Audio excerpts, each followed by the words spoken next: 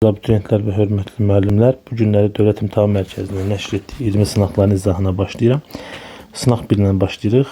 Videolarımızı bəyənin və paylaşın ki, növbətli sınaqlarımızı da izahını yerləşdirək. Başlayaq birinci sualdan. Xəritənin vizual təhlil ilə kartometrik təhlilin oxşar cəhətləri nədir? Vizual təhlil budur ki, xəritəyə baxdıqda ilk olaraq nə məlumatlar əldə edə bilirsən, ona vizual təhlil deyilir. Kartometrik təhlil isə xəritənin koordinatların olan məlumatlardır. Burada da bilirik, baxaraq kimi görürük ki, vizual təhlil və kartometrik təhlilin oxşar cəhətlərini ola bilər. Kartografik təsvirlərin məlumatların əldə olunması. Yəni deməlidir. Topografik xəritələr, icmal topoqrafi və icmal xəritələr. Topografik xəritələr böyük miqyaslı xəritələr hesab olunur. Bu xəritələrdə rəqəmlər 1 bölünsün 10 mindən 1 bölünsün 200 min arasında olur. İcmal topografik xəritələrdə isə 1 bölünsün 200 mindən 1 bölünsün 1 milyon arasında olur. İcmal xəritələrdə isə milyondan sonsuza qədər. Yəni sıfırların sayı çoxalır. Sıfırların sayı çoxaldıqca kiçik miqyaslı xəritə olur.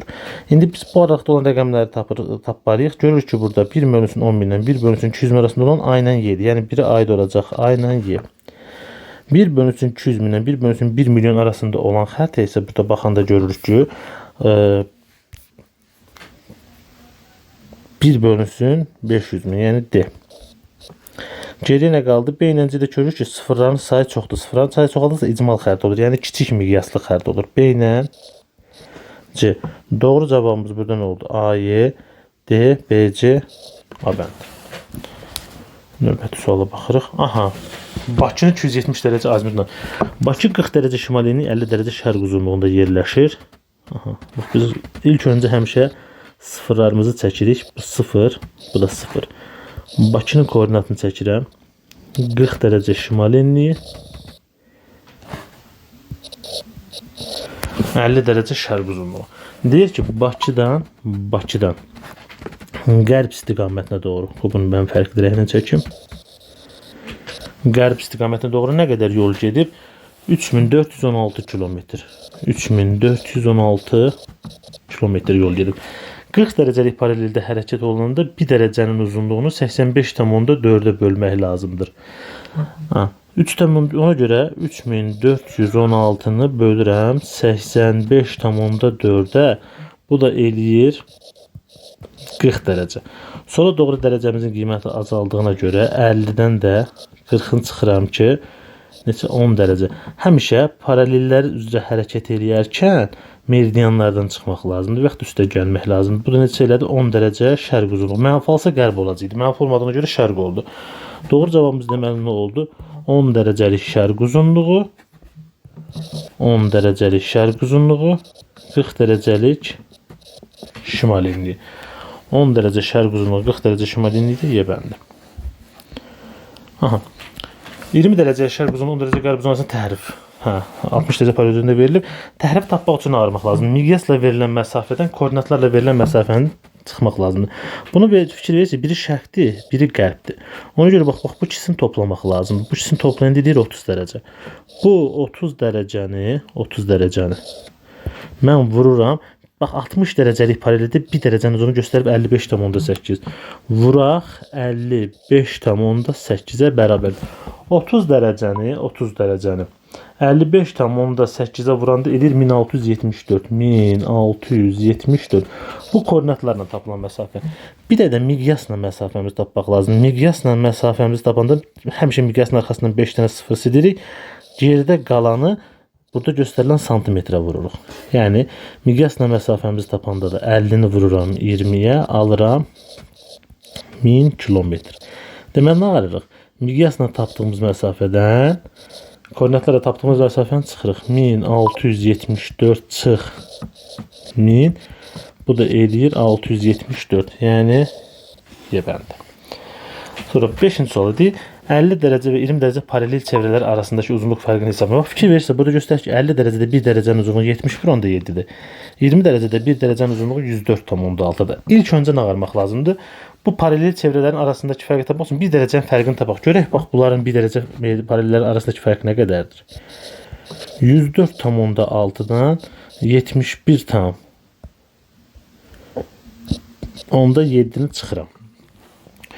104,6'dan 71 onda 7'ni çıxanda alırıq ki 104,6'dan 71 onda 7'ni çıxanda alırım ki 32 tam onda 32,9. Aha.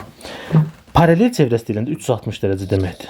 Dərhal nə qaracağıq? 360'ı vuracağıq necəyə? 32,9'a. Aha. 360 vurulsun 32,9. Bu da bizə verəcək 11.844 kilometr. Bu da hansı bəndimizdir? 11.844 C bəndi.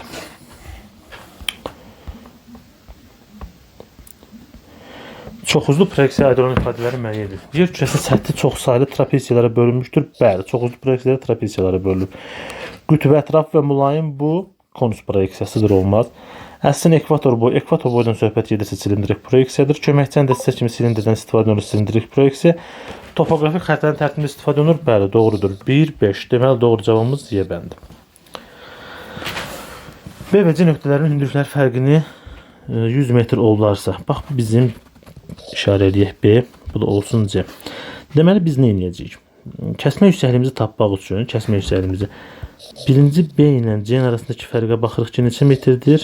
100 metrdir. Və bunlar arasında neçə boşluq var? 2 boşluq var. Kəsmə yüksəkliyini tapanda həmişə boşluqların sayına bölmək lazımdır. Bu nə qədər olur? 50 metr. Deməli kəsmə yüksəkliyim 50 metrdir. Kəsmə yüksəkliyim 50 metr olduğunu tap bildiyimizə görə geri qalanı həll edək. Bir də burada nəyi bilməyimiz lazımdır? Fikir verirsinizsə B ilə də bir horizontal üstündədir. Bir horizontal üstündədirsə B və D bir-birinə bərabərdir. İndi baxırıq. 970 deyir. Həmişə horizontal kəsmə yüksəkliyinə qalxısız bölünməlidir. Dağ olduğuna görə də mərkəzdən kənara doğru hündürlüyümüzü azaldacağıq. Yəni bura olacaq 950 metr. 970'dən kiçik 50'yə qalxısız bölünən 950'dir. C olacaq 900 metr. 50-50 də azaldırıq. Çünki kəsmə yüksəkliyimiz 50 metrdir. 850 metr. B olacaq 800 metr.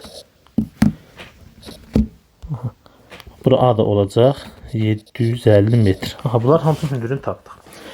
Deyir mənfi relyef formasıdır. Xeyr. Çünki mənfi relyef forması olmaz. Çünki mənfi relyef forması olsa çökərik olardı. Amma bizə burada dağ təsvir olunur. Dağın nisbi hündürlüyü 220 metrdir. Baxaq, nisbi hündürlük ən zirvə ilə yəni aşağı ətək arasındakı fərqdir. Yəni 970'dən 750'ni çıxsaq biz alacağıq neçəni? 220'ni. 220. Deməli 2 düzdür. A nöqtəsi dəniz səviyyəsində yerləşir. Dəniz səviyyəsi 0 metr deməkdir. Biz burada 0 metr almamışıq ona görə. 3 də olmaz. Kəsmə yüksəkliyi 100 metrdir. Xeyr, kəsmə yüksəkliyi 50 metrdir. B və D nöqtələrinin mütləq hündürlüyü 8 metrdir. Bax, da tapmışıq burada.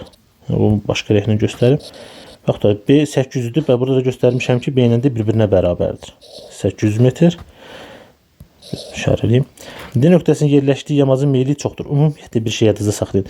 Yamaclar bir-birinə, daha doğrusu horizontallar bir-birinə yaxındırsa deməli dikdir. Horizontallar bir-birindən aralıdırsa deməli az meyillidir. Fikir verirsən D hərfi olan yerdə horizontallar bir-birinə sıxdır. Sıxdırsa deməli yamacı çox meyillidir. Yəni yerləşdiyi yamac meyilli ərazidir. Yəni burada dağın dikliyi çoxdur. Doğru cavabımız nə oldu? 2, 5, 6. Aha. Baxırıq indi növbəti sual. Eyni meridian üzərində olan A məntəqəsi, deməli biz koordinatlarımızı çəkirik. Eyni meridian üzərində olan A məntəqəsi 44 dərəcə şimal enliyində yerləşir. Biraz bir şey çəkim. 44 dərəcə şimal enliyində yerləşir. B məntəqəsi 24 dərəcə şimal enliyində yerləşir.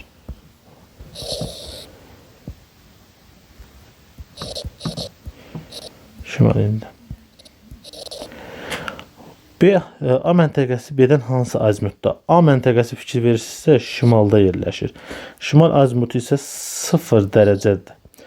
Deyəm, A məntəqəsi B-dən hansı azimutda yerləşir? Və bu məntəqə arasındakı həqiqi məsafəni tapmaq. Həqiqi məsafəni tapmaq üçün də 44'dən çıxıram 24'ün. Çünki ikisi də şimal olduğuna görə çıxdım. Şimal. Çıxanda alıram 20 dərəcə.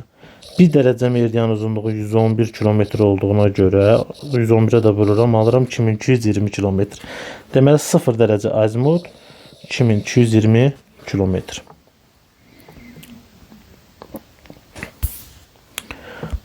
Sonra 9-cu sual. Aha, sxemə əsasən aralarındakı ən qısa və ən uzun məsafə məntəqələri müvafiq olaraq müəyyən edin. Ən uzun məsafə görürük ki, burada elə A ilə Y edir. Bunu bir qayda olaraq görmək olar mı? Baxım. A ilə 20-30 dərəcə. Sxeməsin aralarındakı ən qısa və ən uzun məsafə məntəqələri müvafiq olaraq A ilə Y dedim. Bir baxım bu birisilərə də mən baxım. Y ilə F, A ilə Y. Başqa hansı ola bilər? Ən uzun məsafə. Aha. A ilə B arasındakı məsafəmiz, bir də hamısının bir dərəcəsinə baxaq. 20, 30 A ilə B arasında 30 dərəcə fərq var. Ancaq burada 10 dərəcə olduğuna görə kiçik rəqəmə vururuq. Burada A ilə Y arasında 30 dərəcə var. Ən uzun məsafə burada A ilə Y arasında. Ən uzun məsafə. Ən qısa məsafə də burada. Görürük ki, dərəcəsi ən kiçik olan 10 dərəcə. Bir də burada 10 dərəcə var. B ilə D-ni, bax, meridianı 111-ə vururuq. Amma burada deyir ki, 10 dərəcədə 10 dərəcənin 109,6. Burada 109,6-ya vurduğumuza görə, bax, paralellər daha kiçik olur. A ilə Y, C ilə B. Doğru cavabımız Y bəndi. Aha. E ilə B diaqramına uyğun olaraq müəyyən edin. Baxaq. Hansı məntəqənin coğrafi koordinatları, hər hansı məntəqənin coğrafi koordinatlardan söhbət gedirsə, deməli xəritədən söhbət gedir. Deməli 2 aid olacaq 1. Müxtəlif təyinatlı infrastruktur obyektləri haqqında məlumatlar verilir. Müxtəlif təyinatlı infrastrukturlar haqqında məlumat verilirsə, deməli plandan söhbət gedir. 2 məntəqə arasında məsafə hər ikisində. Çünki hər ikisində miqyas var. Daha dəqiqdir plan. Müxtəlif coğrafi hadisə prosesini təsvir etmək mümkündür. Müxtəlif coğrafi hadisələri, müxtəlif coğrafi proseslərdən söhbət gedirsə, deməli burada xəritədən söhbət gedir. 1-5. Tərtib olsun miqyas və şərti şəhəri, miqyas və şərti şəhəri hər ikisində olur. 2-4, 3-6, 1-5. 2-4, 3-6, 1-5. Doğru cavabımız verəndir. Xəritə sxemi əsasən doğru bəndi müəyyən edin. Aha.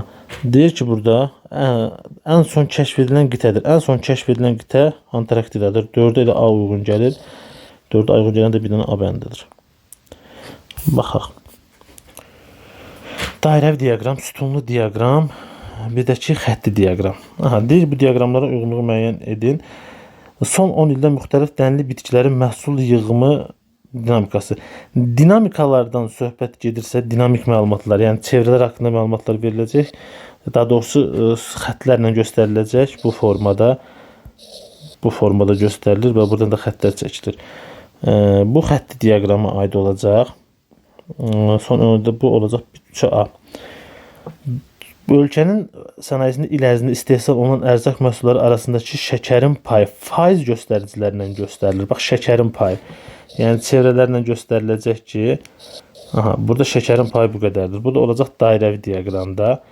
Sonra deyir ki, ölkənin müxtəlif şəhərlərdə yerləşən zavodların sayı. Zavodların sayı da müxtəlif şəhərlərində zavodların sayı sütunlu diaqramlarla göstərir ki, məsələn bu zavod burada bu rayonda bu qədərdir, bu rayonda bu qədərdir, sütunlarla göstərilir. 2-yə də C, 2-yə C, bura bir yazmalıyıq. 1B, 2C, 3A. Qütb ulduzu yalnız şimal yarımkürəsində görsənilir və hansı paralellərsə həmin bucaq altında görsənilir. Qütblərə yaxın ərazilərdə böyük bucaq, qütblərə kiçiklərdə isə kiçik bucaq altında görsənəcək. Burada qütblərə deyir ki, qütb ulducunun Bakıya nisbətən böyük. Bakıya nisbətən böyük isə Bakıdan şimalda yerləşənlərdir. Bakıdan şimalda yerləşən Oslodur. Bir də burada baxırıq Kazandır. Bakıdan cənubda yerləşən və şimal yarımkürəsində yerləşən Manila və Qahirə, Filippindən Misirin şəhərləri, paytaxtları beləndi. Sonra baxırıq hansı sualdır. Miqyası 40 dərəcə par üzərində burada da təhrifdir. Dediyimiz kimi, bax, təhrif 40 dərəcə deyim, koordinatları tapıram. 30 dərəcə şərq uzunluğundan 55 dərəcə şərq uzunluğu arasında neçə dərəcə fərq var? 25 dərəcə. Çünki ikisi də şərq olduğuna görə bir-birindən çıxır. Deməli, nə qalacaq burada? 25-i vuracağıq. 25-i vurmalıyıq. 25 vurulsun. 40 dərəcədə 1 dərəcənin uzunluğu 85,4. Həmişə 40 dərəcədən Məsafəni tapanda 85,4-ə vurmaq lazımdır. 85,4-ü 40-a vururuq biz. 3416 kilometr. Sonra bayaq demişdik, nə edirik? Miqyasın məsafəsini tapırıq. 2, 3, 4, 5 0 sildim. Neçəsi qaldı? 50. Miqyasın məsafəsi tapandır. 5 0 silib xəritədəki məsafəyə vurmaq lazımdır. Yəni 50 vurulsun 40. Bu da nə qədər elədi? 2000 kilometr. 2000 kilometr. Düz hesabladıq. Olarsa təhrifi hesablayın. İndicə bunlar arasındakı təhrifi hesablayaq. Biz burada bunu səhv yazmışıq. Düzəldək. 85,4 olmalıdır. 85,4. Yəni 25 vuraq 85,4. Biz burada bunu səhv hesablamışıq. Bunu tez düzəldək. Bu eləyəcək 2135. Bunlar arasındakı fərqi tapıram. 2135 çıx 2000 bərabər 130. Həmişə təhrif tapanda koordinatlardan xəritədəki məsafəni çıxmaq lazımdır. Bu da doğru cavabım C bəndi. 40 dərəcə şimal enliyi. 40 dərəcə şimal enliyimiz burada 45. 40 dərəcə 20 dərəcə şərq uzunluğu 1. 15 dərəcə cənub enliyi və 15 dərəcə qərb uzunluğu. Gəl baxaq indi görək 40 dərəcə şimal enliyi hansı hərimizə uyğun gələ bilər. 40 burada 30, 45. Təxmini olaraq Bakı buradadır. 40 dərəcə şimal enliyi və 120 dərəcə şərq uzunluğu. Aha, gəlib demək 40 dərəcə şimal enliyi düşür A hərfinə. Bunun üstə A hərfi yazım. 15 dərəcə cənub enliyi. 15 dərəcə cənub enliyim burada. Burada kənarlarında yazıblar. 15 dərəcə qərb uzunluğumda. Burada hansı hərfə düşür? D hərfinə. Deməli 2-yə D, 1-ə A. 1-ə A, 2-yə D. Y bəndi. Mütləq hündürlük nədir? Dəniz səviyyəsindən ölçülən hündürlük edilir. Məntəqənin okean səviyyəsində hesablanmasına mütləq hündürlük deyilir. Aha, keyfiyyət fonu, nöqtələr üsulu arayırlarsa. Fiziki xəritələrdə ovalıqlar, yüksəklər və yaylılar bu üsulə təsvir olunub, düzdür. Bu keyfiyyət fonu üsulundadır. Hər hansı bir ərazidə kəmiyyət göstərir. Bu kartoqram üsuludur. Buna görə olmaz. Bu üsulla əhalinin yerləşməsi doğrudur. Nöqtələr şəklində əhalinin yerləşməsi və sayıları müəyyən olunur. Tematik xəritənin müxtəlif bu şərti işarələr üsuludur. Bu nöqtələr üsulunun əlaqəsi yoxdur. Xəritədə yağıntıların və günəş radiasiyasının paylanması göstərilmişdir. Xəritədə yağıntıların və günəş radiasiyasının paylanması keyfiyyət fonundan göstərilir, yağıntıların miqdarı. Ona görə bu areallara uyğun gəlmir. Xəritədə göstərilən elementlərin yayılma sahəsi rənglərlə təsvir olunur, düzdür, rənglərlə təsvir olunur. Bu da doğrudur. Deməli 1, 3, 6. 18-ci sualda xəritə sxemə əsasən kəsmə yüksəkliyi 50 metr olan nəzərə alaraq A və B horizontalların mütləq hündürlüyünü müvafiq olaraq müəyyən edilir. Deməli birinci A-nın hündürlüyünü tapmalıyıq. 238. Deməli bax buradan mərkəzə doğru gediriksə dağ olduğuna görə rəqəmimiz artmalıdır. 238-dən böyük 50-yə bölünən hansı rəqəmimiz var? Təbii ki 250. Deməli B-nin hündürlüyü olmalıdır 250. Burada isə aşağı doğru getsə hündürlüyü azalmalıdır. Bu olacaq 238-dən kiçik 50-yə qalxısı bölünən 200 və 150. Deməli onda B-nin hündürlüyü olacaq 250, A-nın hündürlüyü olacaq 150. 150-200 olan variantımız yoxdur. Yəqin bunlarda səhvlik olub çapda. B bəndi uyğun gəlir. Amma başqa çünki müvafiq olaraq deyir 230 kəsmə yüksəkliyimiz 238, baxaq 200 150. Burada B uyğun gəlir, amma tam uyğun olmur. Çünki birinci 150 yazmalıydılar, onu yazmayıblar. Xəritədə eyni meridianlar üzərində olan A məntəqəsi 76 dərəcə şimal enliyi, B məntəqəsi 16 dərəcə cənub enliyindədirsə, bu məntəqələr arasındakı məsafə 44,3 olsa, bu xəritə üçün xüsusi miqyası müəyyən edilir. Xüsusi miqyas nədir? Koordinatlarla tapdığımız məsafəni xəritədəki məsafəyə bölürük. Bax, bu bizim xəritəmizi çəkməyə ehtiyac oldu. Biri cənubda, biri şimalda olduğuna görə bunları toplamaq lazımdır. Ona görə 76-nın üstə 16 gəlirəm. Neçə edir bu? 92 dərəcə. 92 dərəcəni də vururam 111-ə. Bunu da vururam 111-ə. Deməli neçə tapdım? 10.212 kilometr. Bu bizim koordinatlarla tapdığımız məsafədir. Xüsusi miqyası tapanda, xüsusi miqyas koordinatlarla tapdığımız məsafə bölünsün xəritədəki məsafəyə. Aha, deməli onda nə edirik? 10.212-ni bölürük 44,4-ə. Buradan da alırıq neçə? 230. Vəssalam. Deməli miqyasın 1 bölünsün 230 arxasında 5 dənə 0. Bu da hansı bəndimizə uyğun gəlir? A bəndinə. 20-ci sualda xətti miqyası əsasən xəritə üzərində ölçülər 72 sm olarsa bataqlığın həqiqi sahəsini hesablayın. Bataqlıq ümumiyyətlə burada fikir verirsən sahə deyir. Sahə deyiləndə belə bir düstur var. Miqyasın kvadratı bərabərdir həqiqi bölünsün xəritəyə. Santimetr olanlar məxrəcdə yazırıq həmişə. Yəni burada da miqyasımız 3,5-dir. Çünki niyə 2 dənə təkrardan 3,5 var. 3,5-in kvadratı bərabərdir həqiqi bölək 72. Həqiqi bərabərdir. Həqiqi bərabərdir. 3,5-in kvadratı vurulsun. 3,5. 3,5-in kvadratı edir 12,25 vurulsun 72.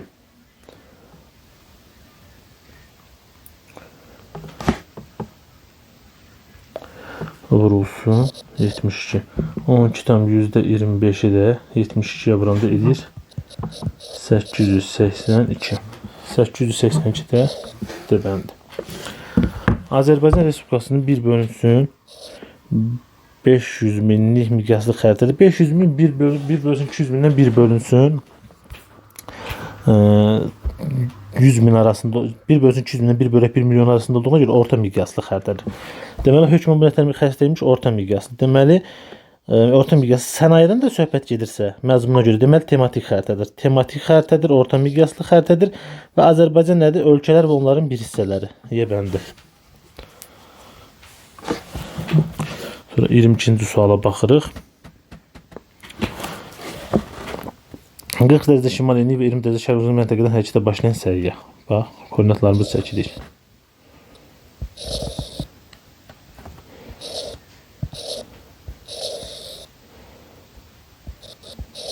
Dərəcə şimal enli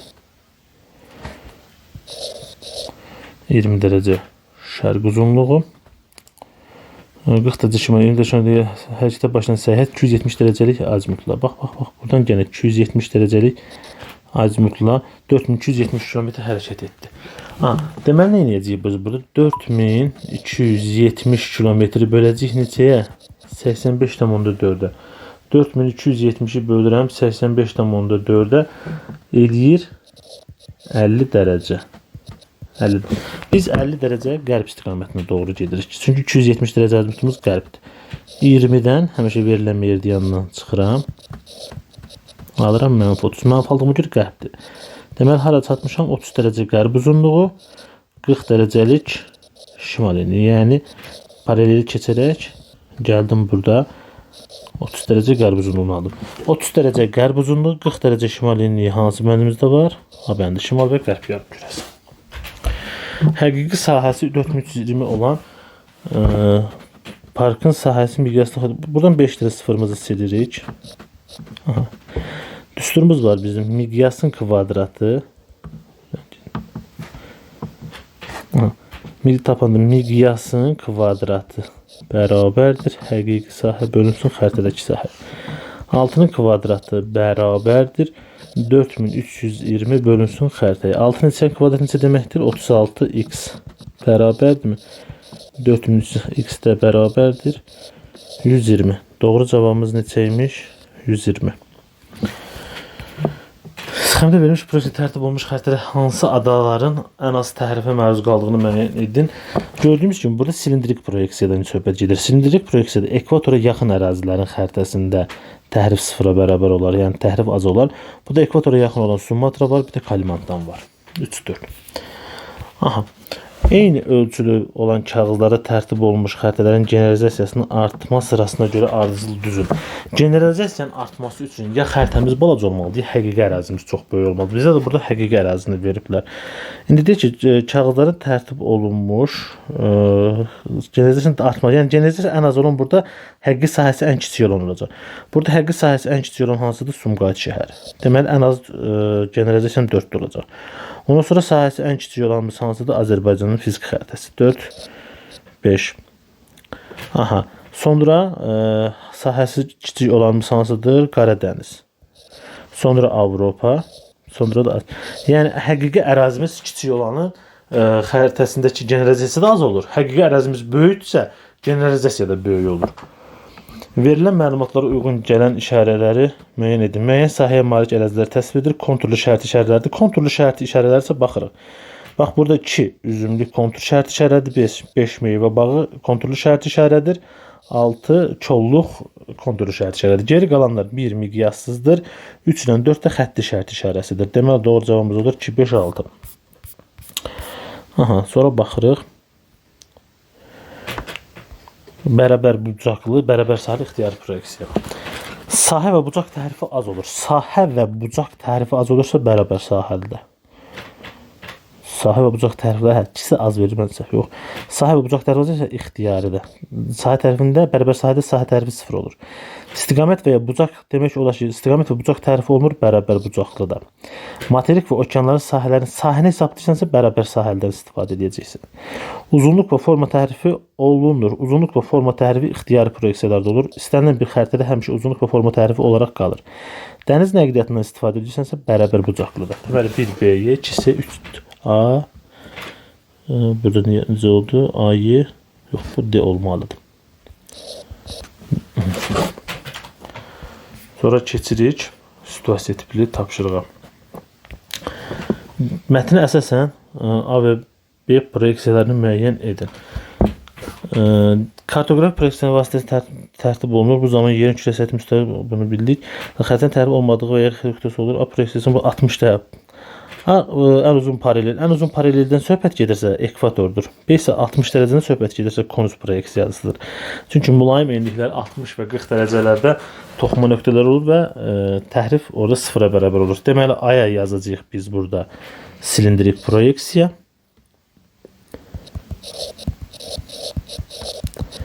B konus proyeksiyası. Deyir, A və B proyeksiyalarında meridian və paralellər nə cür təsvir olunur? A ilə B, silindrik proyeksiyada meridian və paralellər bir-biri ilə düzbucaq altında kəsişir. Yəni, meridian və paralellər düzbucaq altında kəsişir, bu formada olur. Konus proyeksiyasında isə, konus proyeksiyasında isə paralellər qövsvari, meridianlar isə bir mərkəzdən çıxmış formasında olur. Bax, formada olur.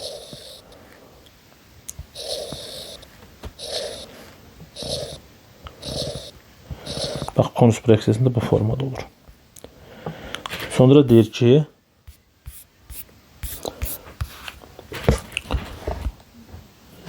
A proyeksiyasının tərtib olunduğu xəritədə ən az təsvir edilən materik hansıdır?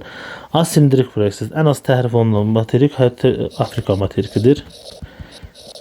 A proyeksiyası tərtib olunmuş xəritədə ən çox təhrifə məruz qalan hansıdır? Ən çox tərifə məruz qalan qütbə yaxın ərazilər, Şimal Amerikanın şimalı, Avrasiyanın şimalı, qütbə yaxın yazıram. B proyeksiyasının tərtib olunan xəritələrin ən az təhrifə təsvir edilən materik hansıdır? B konus proyeksiyasıdır. Konus proyeksiyası qütbə yaxın ərazilərdə olur. Qütbə yaxın materiklərdə Şimal Amerika, bir də Avrasiyadır. Bu da bizim 30 dənə sual. Videolarımızı bəyənin və paylaşın. Diqqətiniz üçün təşəkkür edirəm.